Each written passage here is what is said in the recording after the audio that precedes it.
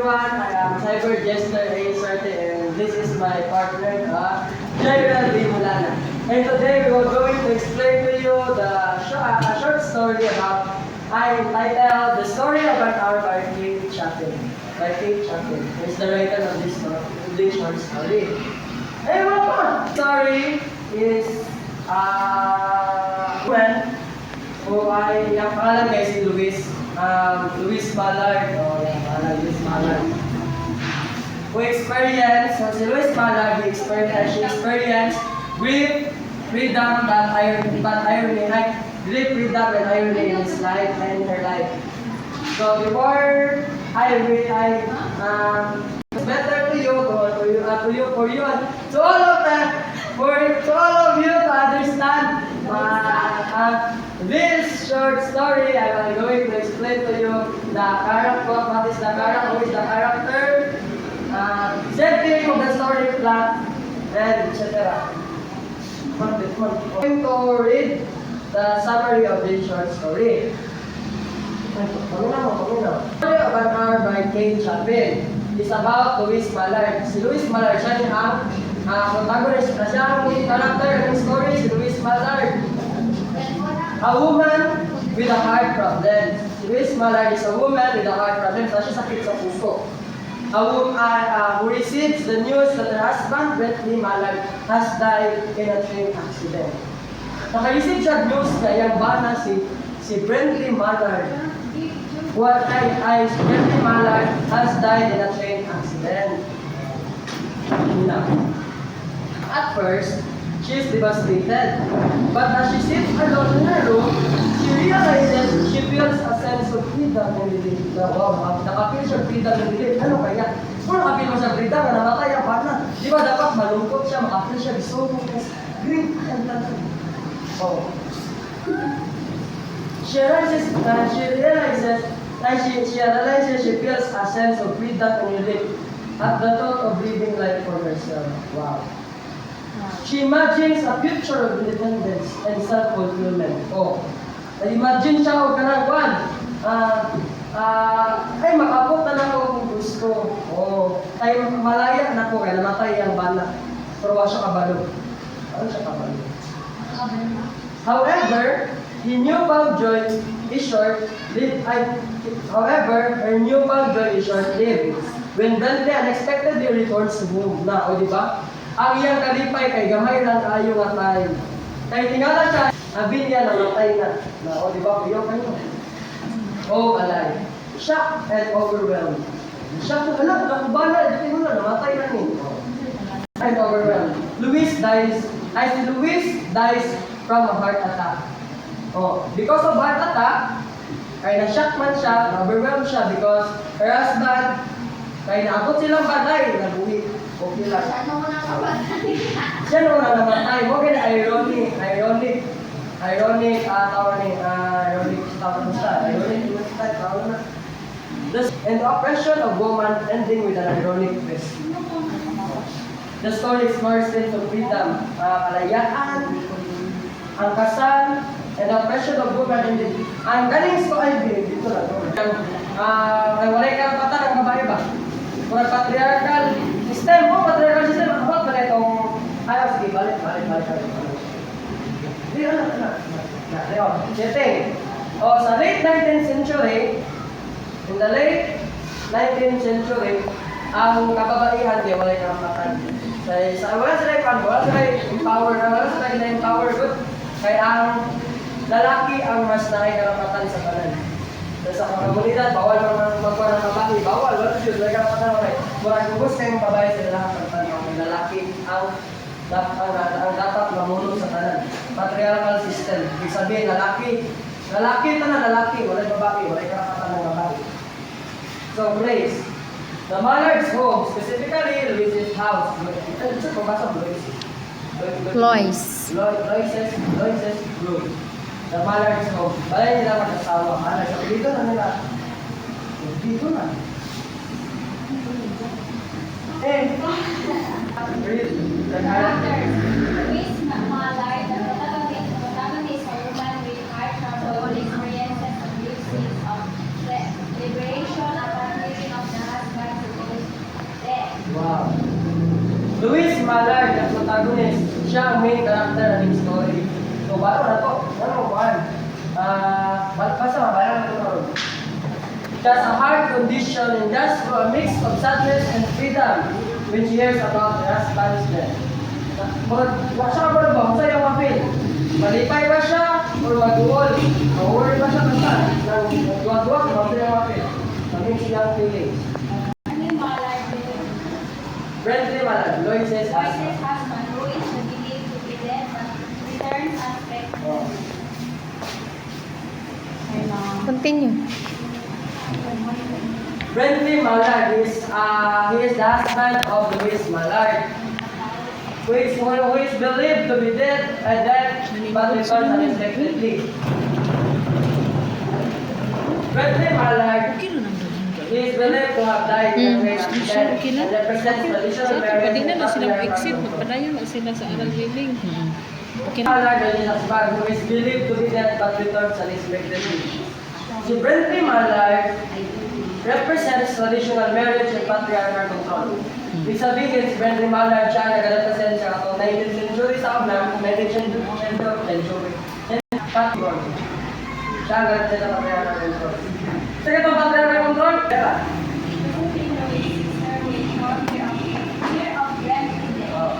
Josephine is Louise Mallard's sister.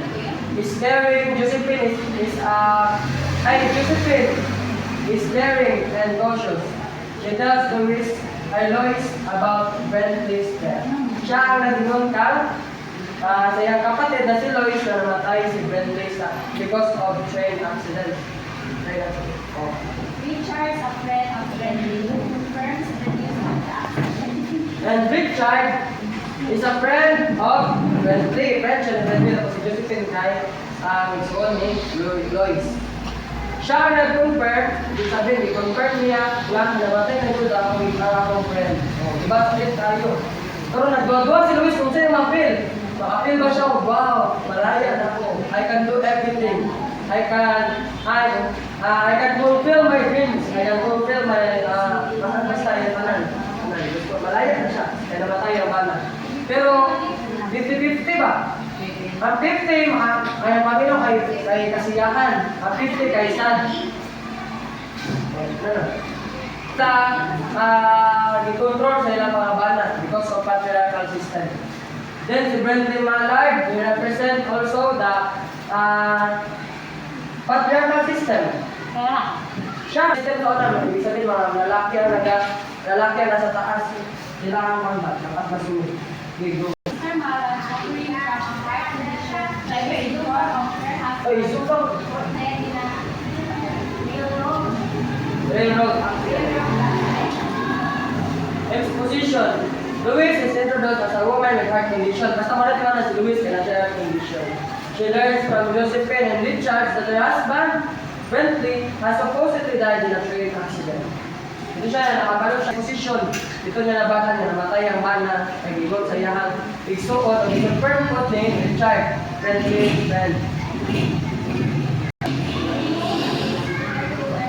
where she grapples with her emotion and begins to realize her newfound Oh, diba? Luyo kayo. But, basta, luyo. Lois refers to her road to grave. Masad siya. By looking out the window, she feels an unexpected sense of freedom and joy at living life for herself. Mga tanong siya sa bintana. Sa film niya, ay, malaya na ko. I can do everything. I can do what I want. Fully embraces her independence. Oh, di ba? Natanggap na niya na malaya na dito siya. Nakuha na siya ba? And imagine a life without the restrictions of marriage. Imagine niya, ano kaya kung kaya akong kinabuhi ko, wala akong bata, wala yung magpupong sa ako, kung sa ako yung wala yung basta wala yung magpapagya ba, mag-pigil. Bawal na, ayaw na, bawal na, di na pigil. Oh. Lois goes downstairs with Josephine, feeling hopeful and liberated. Then with Josephine, her sister, nagbaba siya sa hagdanan. Naka-appear siya of one. Feeling hopeful and liberated. Oh, wala siya. Brentley walks in alive na! Karon kay nisulod man si Brente sa balay. Isulod, di kalit ang sulod ba nga buhi si Brente ng bana. Shocking Lois. Shock sila. Bakit siya? Mabila ko namatay na siya. She dies from heart attack. Napagkakita niya namatay siya sa heart attack. Pagkita niya na kung bana. Hindi, namatay siya sa heart attack. Kaya tapi sa high blood. Kaya may sakit na sa heart. Doctor say it was the joy that gives. Oh, di ba? Ikaw ng doktor. Ay, nakapatay na siya. Kaya kalipay the joy. Ako, tapos ako yung sakit ba? But ironically, it is actually the loss of her freedom that ends her life. Dili dahil ito ang joy nakapatay sa iya, ha? Ang ayang bana. Hindi, nakapatay siya kay nabot akong bana ng panandalian ng dyan saya na bis na freedom na siya. Nabot yung bana mo ko na ordapan siya pa wala niyang wala niyang pag-asa. Mo ko namatay siya dyan. Siya lang, bilang bis malaya na ko, nagabuhi di ay, mo ko nakatatak siya. Gets? Freedom and independence, kalayaan at independence. It shows the desire for personal freedom, especially for women. Diba si Lois, diba, she represents the life of the woman. Dahil life sa kababayan of 19th century. Mga kababayan ay sa mga desire sila, makakuha sila ng freedom of independence, ang mga kababayan sa mga 19th century. Then marriage and oppression. Marriage is shown as restrictive, limiting personal identity. Ibig sabihin, kung sa una na yung panahon, kay Juan, kung, di ba, nakasal na siya yung bana, no? Basta yung ba? As Lois dies just when she takes freedom. Then, we go play. Natural and formalize. Analyze the stories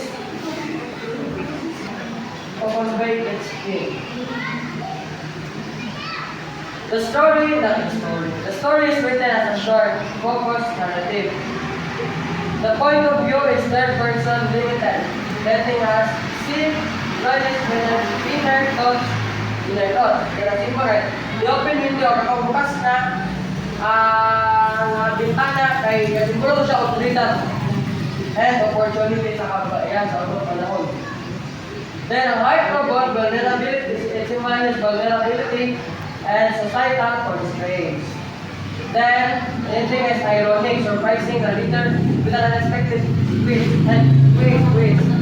Oh, diba, like basta like na ba? Na-twist ang story ba? Di ba? Ay, basta ko yun siya. Ironic ba? Parang, imbis si Brent nung namatay, si nabaliktad doon, yung asawa na namatay, si Lois nung namatay. Uyang siya. Okay, Marxist style. This view examines social and economic structure. Lois's awakening shows the oppression of women under patriarchal and economic control. Si Lois kasi simbolo siya sa mga kabaihan sa una under patriarchal control. Sa madala ko ang mga sunod. The store's marriage as an institution that limits personal freedom and enforces social injustice. Ang kaning story, it shows marriage as an institution that is ang ang kasal daw kanang sa story na kwento niya ang kasal na sa unang panahon nga wag kanang kung pakasal na ka wala ay kalayaan kay kung bana na kasunod. Kung bana na kasunod, makasal na ka. Then, feminist Lois represent the struggle of women for autonomy in the 19th century. Diba? Si Lois, si Lois, siguro na siya sa kababayan sa unang 19th century na wala na ka-experience of freedom na makabot ang ilang mga gusto. Then, historical analysis. Historically, the story was written in 1894. 1894, bukan na kayo, 1894. When women were mainly confined confined to the home and expected to obey traditional rules. O di ba, mga babae, kung sa una ng babae, dapat kuwan, musunod sila sa tradisyon mo na. Ang tradisyon na taon na kay ang lalaki o patriarchal system, tataman sa doon nila, hindi sila pwedeng magdilipili. Reflects, chapter 1, reflects early feminist ideas and shows the tension between traditional and the desire of freedom. Yan part 1. The story often evokes sympathy.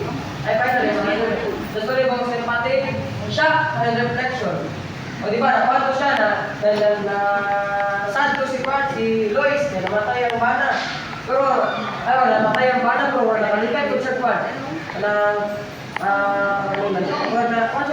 Nakapil siya nila, dahil sa una na yung panahon niya, ang kinabuhi sa mga kababayan sa walang panahon, yan na sila kawalay karapatan. Para mahana, ulit dahil ba? Ang variance of freedom criticizes oppressive marriage.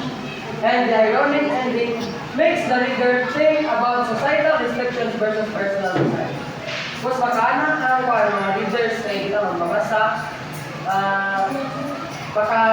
isip na about societal restriction ng mga pagbabawal sa isa ka society, mga pagbabawal versus personal desire.